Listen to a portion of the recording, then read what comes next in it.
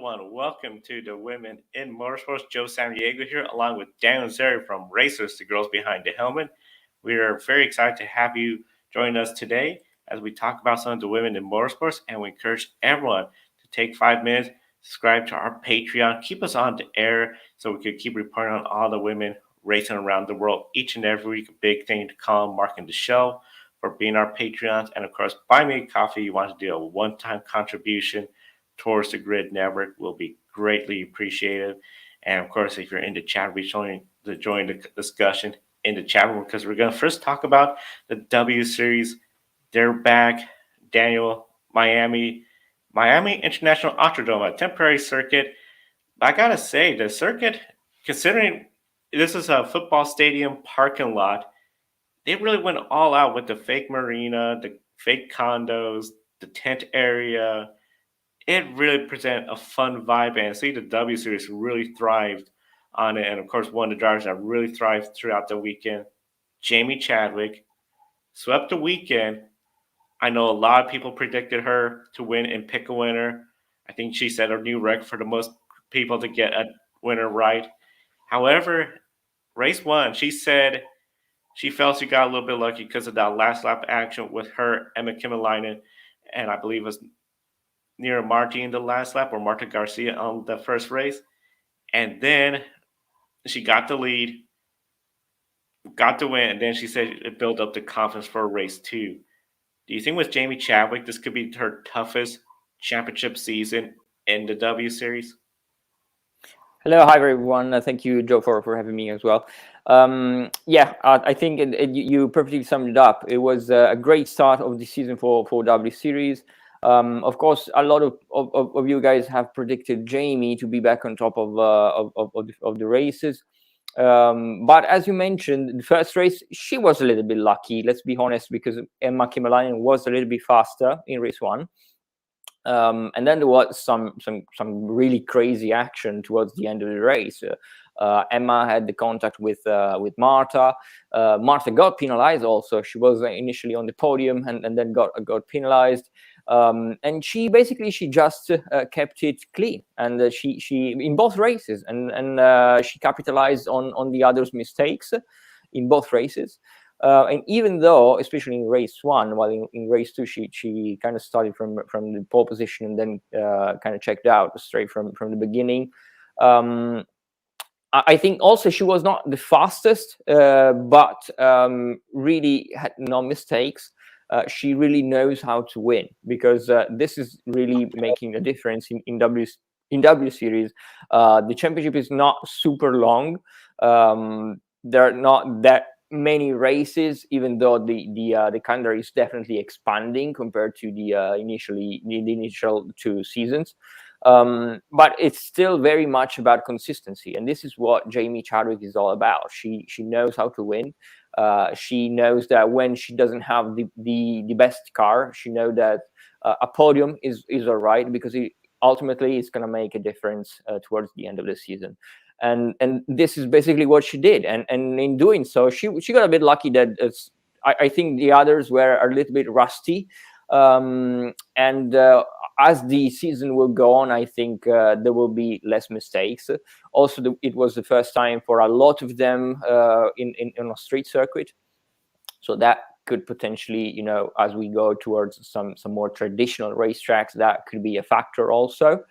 But yeah, I think some months of inactivity for some of them, and then the mix of new track and the specific configurations of this track kind of gave Jamie an opportunity to keep it clean and maximize the points, and she really did so, because now she has 50 points, didn't leave anything on the table, and she already has a massive advantage in the point standings after the first two races. So I think if she was not the fastest one, well, she now is in a great position already in the championship, and is the one to beat again. Yeah, she's in a great position, the one to beat again. I mean, 50 points, clean sweep. That's what big thing to get the championship. Because I just said we now only have a few more races is a very short season compared to any other series, 10 rounds in total. And of course, we have double headers going on. So it's going to be something where I think for Jamie Chadwick, she's really started the season off in the right way and get a sweep. And I think it's a little bit of mind games too when you know you got a two-time champion already, 50 points. Huge advantage considering that when you look at the point stand is the next racer right there, Nira Marti, 27 points. Only 2 points behind her. Bicycle visitor Abby Pullen. And with Abby Pullen, of course, we know last year she got a podium. This weekend, she had some pretty good performances, especially race two. Race two, she was coming up really fast. Just ran out of time when she got her sixth place finish, but she had a great battle with Sarah Moore and a bunch of other racers in race two. And of course, race two, as you see, Alice Powell, second place. The big thing with her was race one, she had that horrible start, fell all the way to the back, and then brings out the safety car with a crash into the wall on lap one. Alice Powell was one of the people a lot of people saw going to be competing against Jamie Chadwick. Same for Emma Kimalainen. Emma Kimalainen, in fact, led most of race one until the very last lap, that last restart. Either pushed it too hard entering turn one, or maybe the tires had gotten too cold and just did not have the grip to make her late braking work. These two drivers, a lot of people saw them as championship contenders. With their performances, especially, Powell got a podium. Emma Kimalainen, last lap, both races, last corner, spun, whether through contact or on her own, especially in the second race. Do you feel there's a little bit more pressure on these two to try to catch up to Jamie Chadwick? And I know you mentioned a little bit about the rust. It's been a long off season. Do you think some of it could be because one of the big things they were talking about, the tire compounds that were much harder to get the heat in? Is there anything tires could do to have a little bit of a grippier tire? Yeah, you bring up a lot of good points here. I think Alice Powell definitely has some big pressure now because, of course, she was tipped as the main title contender for to Jamie Chadwick, and now she's already on the back foot. You know, the first race was really disappointing from her. I think she had kind of an issue. We've heard from some drivers that there were some clutch issues in the first race.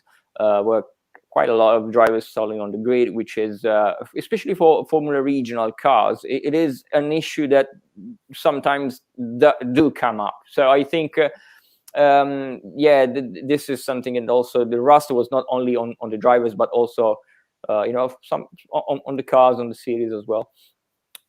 So hopefully there will be less and less technical issues, because also Emma Kimalainen mentioned that in the second race she had a technical issue when towards in the second part of the race, especially with brakes, and she couldn't feel the brakes very well, and all the brake bias was on the rear, so she was really struggling not to lock up, and this is ultimately what ended up doing on the penultimate lap on the final corner when she spun just ahead of Alice Powell trying to defend second place. So there were a few technical issues that hopefully will not be back again in the next couple of rounds. But Alice Powell definitely has some big pressure now, because she has quite a lot of points to recover to Jamie, and Jamie is really, as I mentioned before, is really consistent. So I think it won't be a problem for Alice to start winning races, but it will be a problem to gain that much of a point differences on Jamie, because Jamie will be there. You know, Jamie has not won every race in W Series, but she's been on the podium on the vast majority of them. So this is really her strength. Kind of same thing for Emma, even worse, because of course Alice at the end did manage to get a second place in race two, while Emma was out of the podium in all two races, and out of the points in the first one. So and Emma has really had some really awful luck in 2019, in 2021, in all W Series championships so far. We know how fast she is. She just really needs that bit of good luck, of luck, to start winning on a more consistent level. She mentioned to us before the race that she was really sure that she could contest it for victories, but she really just needed some luck. Ultimately, that was not the case in Miami. Also, you mentioned tires and grip. I think the nature of the Miami street circuit had a lot to do with that. We also saw that in Formula One, for example, it was very low grip. They had also resurfaced the track quite close to the races. So I think that also made a difference for W Series, because of course it's also a different tire compound from Formula One, not Pirelli. They're Hankook tires. Hankook tires are much harder compound, so it doesn't work very well with the Pirelli one.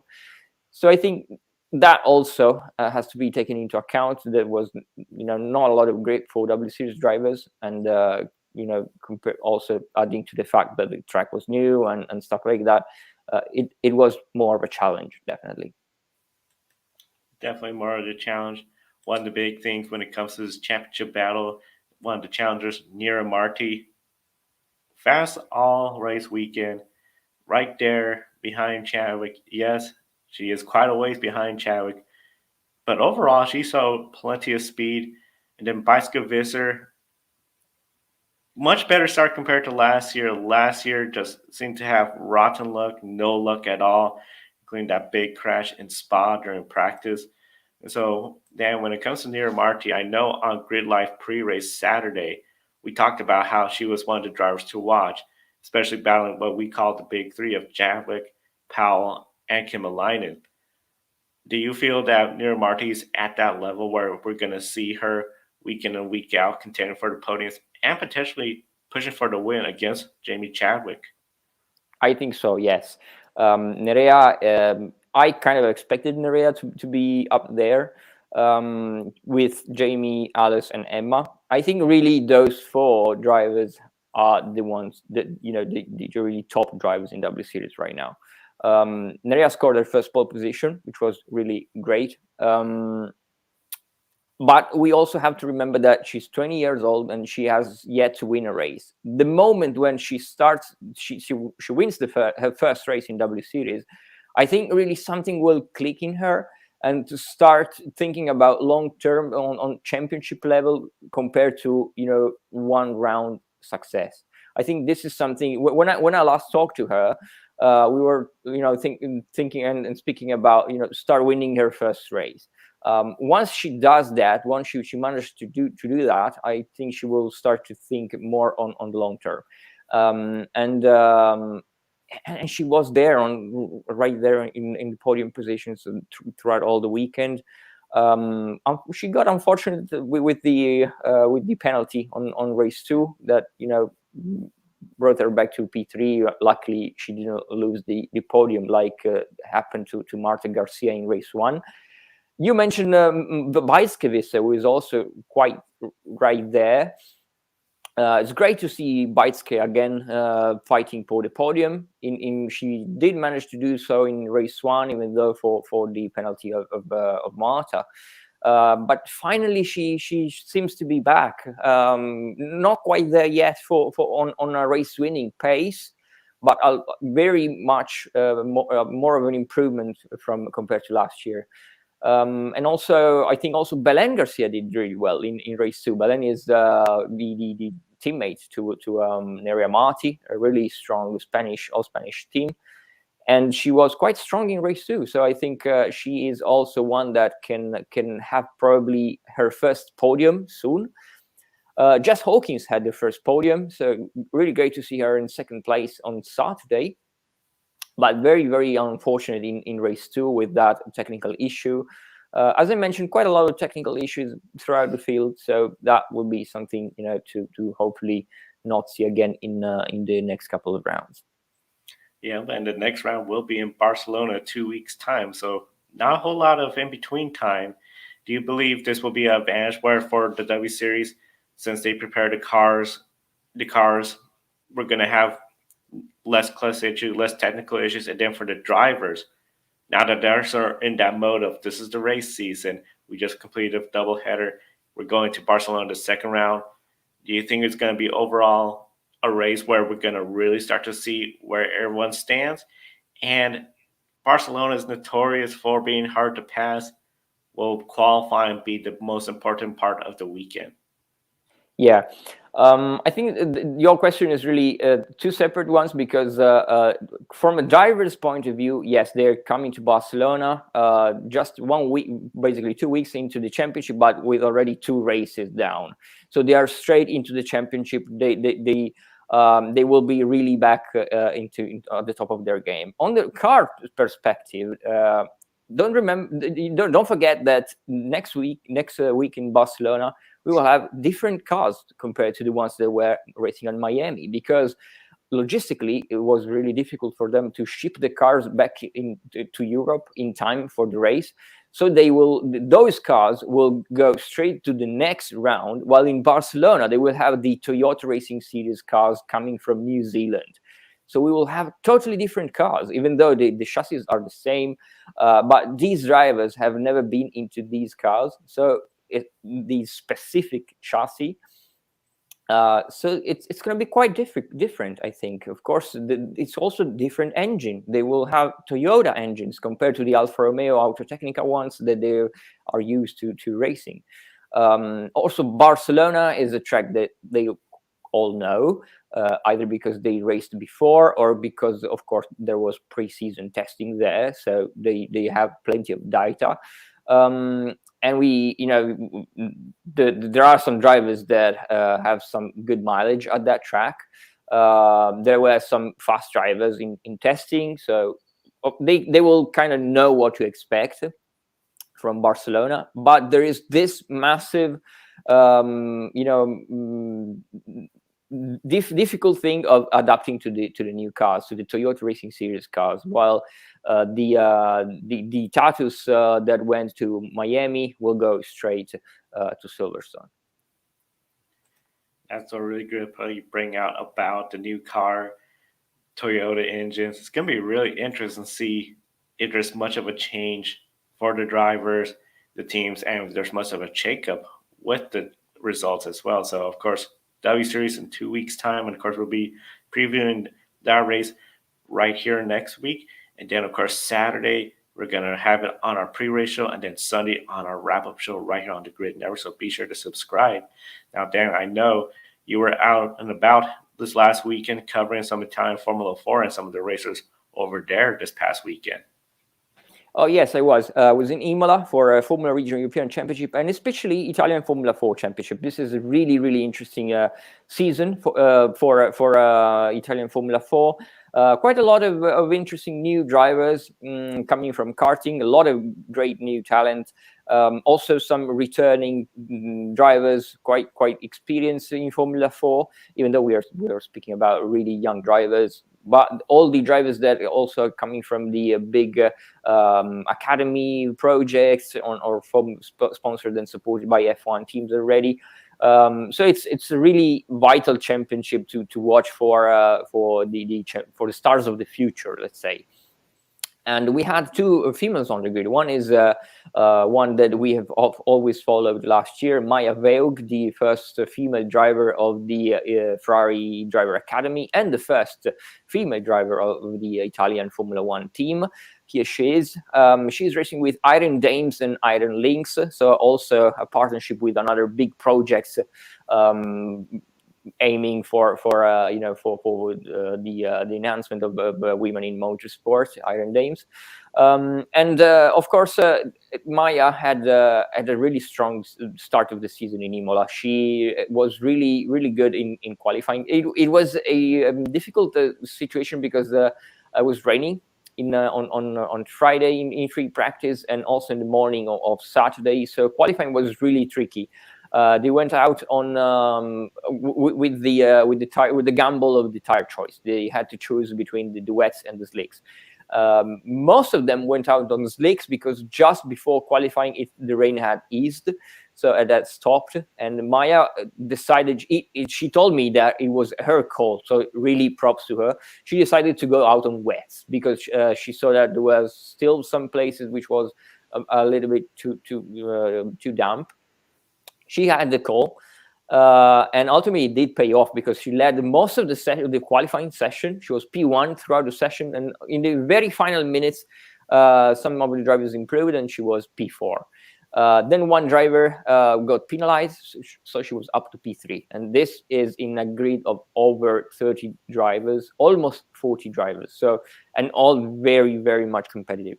So great start of the season for Maya Veug, but also we had another female driver who is a rookie, on the other hand, in this series, Victoria Blokina.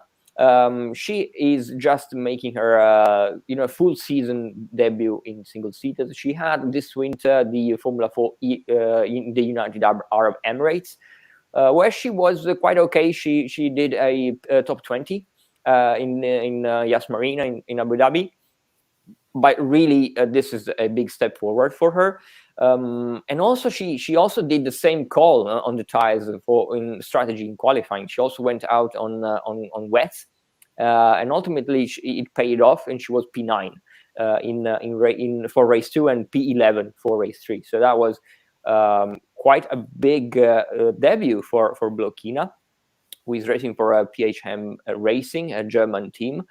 Who also are rookies in the series. So also this has to be taken into account because, of course, in such a competitive environment, also rookie team with rookie driver, sometimes it could be a little bit of a challenge. Well, they did pretty well. In the first race, she was starting P30. And she had a massive recovery. She was P17 at the end. She is very humble. I talked with her after the first 2 races, and she said, "Yeah, okay, well, it was pretty okay, but some of the drivers went off, so I got a bit lucky." But also remember that in Imola, your first time in Imola, your first time in the Formula 4, in that series, and you do not make mistakes in rainy conditions, and you do not make mistakes, and you manage to go midfield. That is quite something. That is a big achievement for her. And in the second and the third race, where she was starting higher up, towards the top 10. She got very unlucky because she was pushed off in race 2. She was pushed off in the gravel at the beginning, and then also again after a safety car, she ended her race unfortunately in the gravel. Not her fault. She was just pushed off in race 2. And the same happened in race 3. Again, tricky conditions, and she was pushed on the wet grass, and then she spun, and then she had a little bit of a challenge to rejoin, to find the reverse button and rejoin the race. She resumed from last place. Did manage to again reclaim some positions. She was like P24 at some point. And on the final lap, there was a massive crash with the 2 Iron Lynx cars, and Maya Veug was also involved. And she could not avoid the accident. She lost the front wing. So again, 2 very unlucky races for her, but plenty of positives to take from Blokina at her inaugural race in Formula 4 Italy. While for Veug, after the very positive qualifying, she had a great first race, P10, first points for her. Last year, she was often in the points in the rookie standings, but never got a point overall in the overall classifying. She did so in race 1, P10. So that was, something for her. And also managed to top that in race 2, where she was P6. Actually, she was P4 until the very last lap. Unfortunately, there was a safety car, so with a restart on the final last lap. And with a lot of very fast drivers behind, she had a little bit of a hard time to defend it from these drivers that were recovering towards the end, and managed to finish P6. So this was important for her because she was used to being in the midfield last year, but really starting higher up, like in P3, it is something completely different because it's a different situation to manage the race, from the front runner's perspective compared to someone that is starting midfield or at the back of the field. So it was great experience for her to start, also thinking about the race in these terms. And in race 3, she was also P3 on the start, and very, very unlucky at the first corner. She got pushed on the gravel in the first corner, and then went off, managed to reclaim some position. She was again P14, I guess, so managed to pass a lot of cars when that unfortunate accident with her teammate happened. So it was a DNF for Maya in race 3, but also for her, great start of the season, being in the top 10 basically for the whole weekend. And that great qualifying really says something about what we can expect from Maya in the coming rounds. The next race will be in Misano in 2 weeks' time. So hopefully we will see both Maya and Victoria doing well throughout the championship. And we encourage everyone to be sure to visit the website Racers Behind the Helmet. As you can see, some of the upcoming race weekends already. And of course, if you click on it, you'll see which drivers are racing, including Gasly Rosette. Of course, she's done a couple W Series events, one of the best racers out there out of Poland. And of course, just in general, racers, the girls behind the helmet. All sorts of stories about past races, upcoming races, and upcoming drivers. So once again, that's racersbehindthehelmet.com. Be sure to visit out the website. And of course, one of the big things we encourage everyone, be sure to subscribe to the Grid Network. We are on the air each and every week, usually Thursdays, but sometimes Friday with Daniel at the racetrack. So definitely encourage everyone to check out both our website as well, and of course his website, and of course all the drivers that we talk about. We always have their social media page. Be sure to follow them, support them in their path in motorsports. Next week, I know besides previewing Barcelona, we'll be recapping the past race weekends, including NASCAR. I know they're going to be in Kansas Speedway, so Tony Brenniger, she's going to be racing. Of course, we'll be still following about the story with the Busch Accelerate Her program, what's going on with that with the NASCAR drivers. Any final thoughts before we go off the air today, Daniel? As you perfectly summed up, the big weekend coming up. I will be again in Imola, so 2 weeks in a row for the European Le Mans Series, which is pretty important because it's the final race of preparation before the big race, before the 24 Hour of Le Mans. And we have Sophia Flörsch in the LMP2 car that she was second last time out in Le Castellet. So we can expect probably Sophia to be again fighting for podium positions, hopefully for a win. There's also big lineup for her at Le Mans because of course they will be joined by Jake Aitken, so also Formula 2 driver, also raced one race in Formula 1. Big lineup for her. And also Iron Dames with Michelle Gatting and Sarah Bovey being back in the main lineup after Sarah had to miss last weekend's WEC. Well, also Sarah and Michelle, because of course Sarah had a positive COVID test and Michelle was a close contact. So both missed the race in WEC. But we'll be back in European Le Mans Series this weekend. I will be there to report from European Le Mans Series, and this is also going to be one of the main stories for next weekend. And of course, this next weekend, along with that, right here on the Grid Network, we're going to be previewing this race weekend coming up with INDYCAR, Formula E doubleheader, NASCAR Cup Series. So a lot going on. For Daniel and Sarah, Racers, the girls behind the helmet, I'm Joe Samaniego. Thank you for watching today's show. We'll see you next time. Enjoy the races. Don't be an anonymous investor. Join the stock market social media platform, public.com. Invest any amount of money and share with friends and new friends. Discover new opportunities, such as new companies and potential business partners, and useful tools for beginners, and share your experience with friends on public.com. Link in the video description gets you $5 for being a Grid Network viewer. Use the referral code GRIDnet for your free $5 to invest and start investing and networking on public.com.